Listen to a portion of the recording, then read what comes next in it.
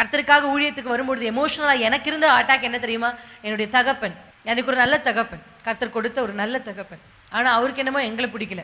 என்னையும் என் அம்மாவையும் தங்கையும் விட்டுட்டு போயிட்டார். முடிவு பரிந்து இப்பவும் என்னோட அப்பாவை தான் எனக்கு ஃபேவரட். இப்போ எனக்கு அப்பா தான் ரொம்ப பிடிக்கும்.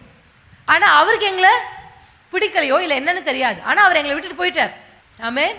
அப்படி போயிட்டு அப்புறமா நான் ஒரு முடிவு எடுத்தேன். இந்த குடும்பத்துக்கு நான் தான் தலைவராக இருக்க போகிறேன்.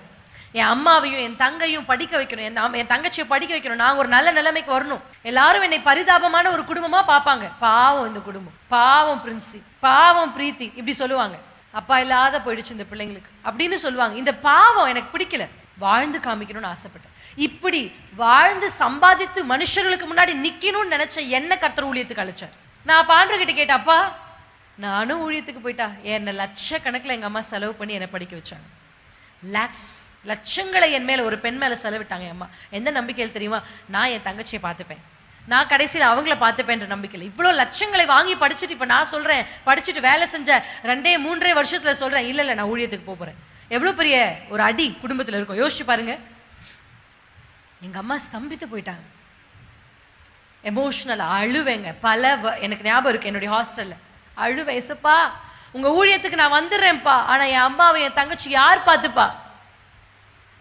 எங்கள் அப்பா இப்படி தான் எங்களை விட்டுட்டு போனார். இப்போ நான் போனால் என்ன சொல்லுவாங்க? எனக்கு இன்னும் ஞாபகம் இருக்குது, ஆண்டவர் அழைச்சா என்னை பார்த்து என்னுடைய சொந்த காலத்தில் ஒருத்தர் கேட்டார், நான் ஊழியத்துக்கு போகிறேன்னு சொல்லும்போது, ஆண்டவர் அழைச்சா அப்படியே போயிடுவியா? உன் அம்மா யார் பார்த்துப்பா? உன் தங்கச்சி யார் பார்த்துப்பா அப்படின்னு கேட்டார். அழுதேன். ஆனால் அழுதனே தவிர ஆண்டவரே ஊழியத்தை நான் விட மாட்டேன்னு சொல்லி நான் பின்வாங்க போல. கர்த்தருக்காக அந்த ஊழியத்தில் உறுதியாக நின்றேன். எங்கள் திருமணம் ஆனது. எங்கள் திருமணம் எப்போ ஆச்சோ கர்த்தர் எங்கள் குடும்பத்தை ஆசீர்வதிக்க ஆரம்பித்தார். ஒரு ஊழியக்காரன் எங்களுடைய குடும்பத்துக்கு வந்த உடனே ஆசீர்வாதம். ஹல்லேலூயா. நான் போய் சம்பாதிச்சு என் தங்கச்சியை படிக்க வைக்கணும்னு நினச்சேன். ஆனால் கர்த்தர் நீ என் ஊழியத்தை செய்யன்னு சொல்லி கர்த்தர் என் தங்கச்சியை அயர்லாந்து வெளிநாட்டுக்கு கொண்டு போய் அவரே படிக்க வைத்தார். ஹல்லேலூயா.